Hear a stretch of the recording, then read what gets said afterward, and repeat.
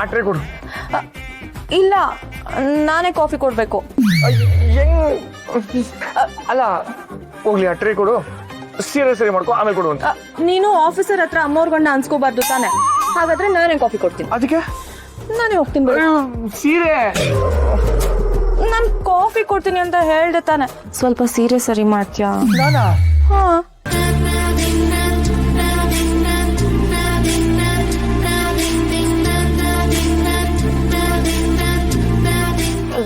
ಸರಿ ಆಯ್ತು. ಅಲ್ಲಿ ಹಾ.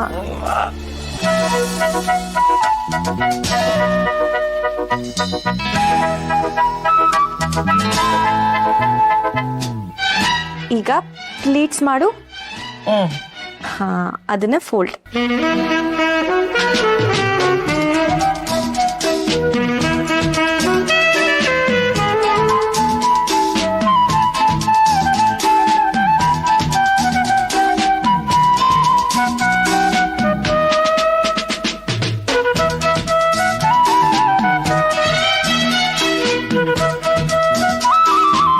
ಓಕೆನಾ? ಹೋಗೋಣ. ಪಲ್ಲು ಸರಿ ಮಾಡ್ತೀಯಾ?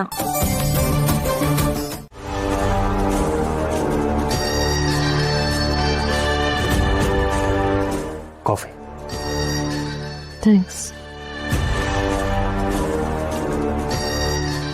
ಐ ಥಿಂಕ್ ನಿನ್ನೆಗಿಂತ ನೀನು ಸ್ವಲ್ಪ ಬೆಟರಾಗಿ ಕಾಣಿಸ್ತಿದ್ಯಾ. ಮೇಲ್ನೋಟಕ್ಕೆ ಎಷ್ಟೇ ಸರಿಯಾಗಿದ್ದೀನಿ ಅಂತ ಅನ್ಸಿದ್ರು ಒಳಗೆ ಆ ನೋವು ಇದ್ದೇ ಇರುತ್ತಲ್ವ ಗುರು. ಅದು ನಿನಗೆ ಮಾತ್ರ ಅಲ್ಲ ಸೌಂದರ್ಯ, ನಿನಗಿಂತ ಹೆಚ್ಚಾಗಿ ನನಗೂ ಇದೆ. ಬಟ್ ಏನು ಮಾಡೋದಕ್ಕಾಗತ್ತೆ, ಅದನ್ನೇ ನೆನೆಸ್ಕೊಂಡು ಕೂರಕ್ಕಂತೂ ಆಗಲ್ವಲ್ಲ. ಲೈಫ್ ಅನ್ನೋದು ತುಂಬ ದೊಡ್ಡದಿದೆ. ಏನೇ ಬಂದರೂ ಅದನ್ನು ಫೇಸ್ ಮಾಡ್ತಾ ಮುಂದೆ ಸಾಗ್ತಾ ಇರಬೇಕು. Anyway, it's okay.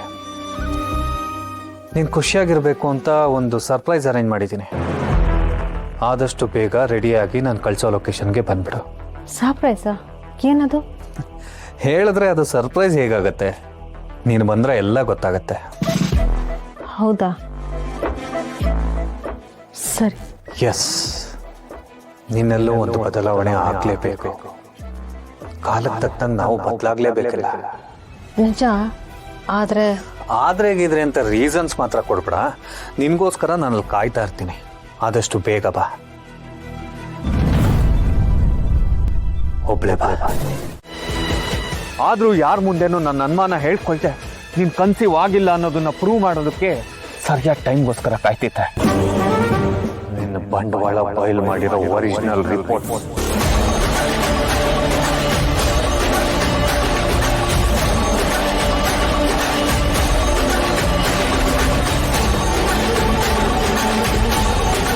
ಇದು ಸೌಂದರ್ಯ ಮೇಡಮ್ದು ಎಲ್ಲಿ ಚೆಕಪ್ ಮಾಡಿದ್ರಲ್ಲ, ಅದರ ರಿಪೋರ್ಟ್ ಇದೆ.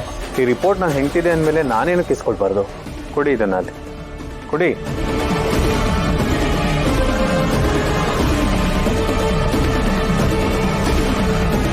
ಹೇಳು, ಪ್ರೆಗ್ನೆಂಟ್ ಅಂತ ಸುಳ್ಳು ಹೇಳಿ ಯಾಕೆ ನನಗೆ ಮೋಸ ಮಾಡ?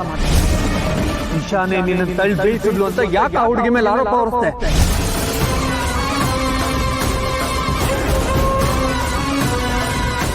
ಅವ್ಳನ್ನ ಮನೆಯಿಂದ ಹೊರಗಾಕ್ಬೇಕು ಅಂತನಾ? ಇಲ್ಲ ಚಿರು ಅವನ ಜೊತೆ ಜೀವನ ಮಾಡಬಾರ್ದು ಅನ್ನೋ ಕಾರಣಕ್ಕ? ಹೇಳು, ಮಾತಾಡು.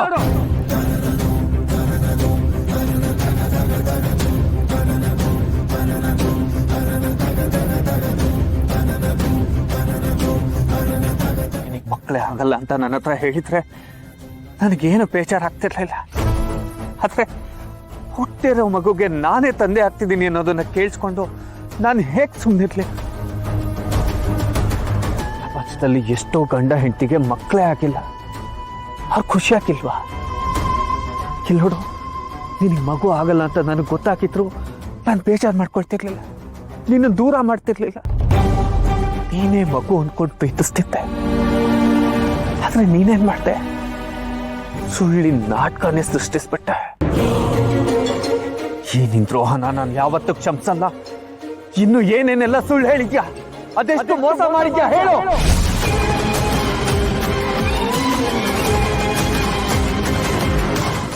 ಮಕ್ಕಳೇ ಆಗಲ್ಲ ಅನ್ನೋ ಸತ್ಯನ ಮರೆ ಮಾಚೋಕೆ ದಿಶಾ ನಿನ್ನನ್ನು ತಳ್ಳಿದ್ಲು, ಅದರಿಂದ ನಿನ್ನ ಗರ್ಭಕೋಶ ಡ್ಯಾಮೇಜ್ ಆಯ್ತು ಅನ್ನೋ ಕಥೆನ ಇವತ್ತೇ ಎಂಡ್ ಮಾಡಿ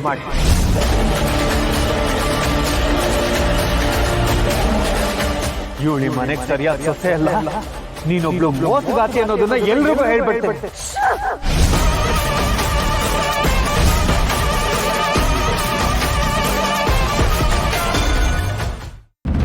ಆ ಮನೆಗೆ ನಾನೇ ಸರಿಯಾದ ಸೊಸೆ, ಆ ಮನೆಗೆ ಯಜಮಾನನು ನಾನೇ, ಮಹಾರಾಣಿನೂ ನಾನೇ. ಈ ಸೌಂದರ್ಯ ಅಂದ್ರೇನೆ ಪರ್ಫೆಕ್ಷನ್.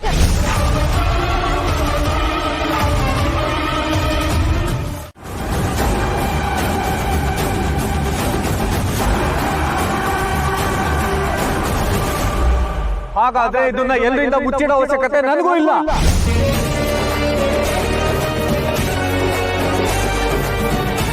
ನಿನ್ ಸುಂದರವಾದ ಮುಖದಿಂದ ಇರೋ ಕರಾಳ ಸತ್ಯನ ನಾನಲ್ಲ, ಯಾರೂ ಒಪ್ಪಲ್ಲ. ನನ್ನ ಸೊಸೆ ಒಳ್ಳೆಯವಳು, ನನ್ನ ಅದಕ್ಕೆ ದೇವ್ರಂತವಳು ಅನ್ಕೊಂಡಿರೋ ನಮ್ಮಪ್ಪ ಮತ್ತೆ ಚಿರುಗೆ ಇದೆಲ್ಲ ನಿಜ ಅಲ್ಲ, ಸುಳ್ಳು ಅಂತ ಹೇಳ್ತೀನಿ. ನೀನು ಮಾಡಿರೋ ಮೋಸಕ್ಕೆ, ನಿನ್ನಲ್ಲಿರೋ ದುರಹಂಕಾರಕ್ಕೆ ನೀನ್ ಶಿಕ್ಷೆ ಅನುಭವಿಸ್ಲೇಬೇಕು. ನಿನ್ನ ಬಂಡವಾಳನ ಎಲ್ಲರೂ ಮುಂದೆ ಬಯಲು ಮಾಡ್ತೀನಿ.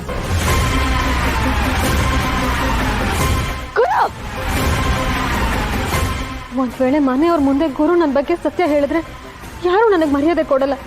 ಯಾಕೆ ಹೀಗೆ ಮಾಡಿದ್ರಿ ಅಂತ ಚಿರುನು ಬೈತಾನೆ, ದಿಶಾನು ಪ್ರಶ್ನೆ ಮಾಡ್ತಾಳೆ. ಆಗ ನಾನು ಅನಿವಾರ್ಯವಾಗಿ ಆ ಮನೆ ಮೇಲೆ ನನಗಿರೋ ದ್ವೇಷದ ಕಾರಣನ ಹೇಳಲೇಬೇಕಾಗತ್ತೆ. ಆಗ ಯಾರು ನನ್ನನ್ನು ಸುಮ್ಮನೆ ಬಿಡಲ್ಲ, ಎಲ್ಲರೂ ಸೇರ್ಕೊಂಡು ನನ್ನನ್ನೇ ಮನೆಯಿಂದ ಹೊರಗೆ ಹಾಕ್ತಾರೆ.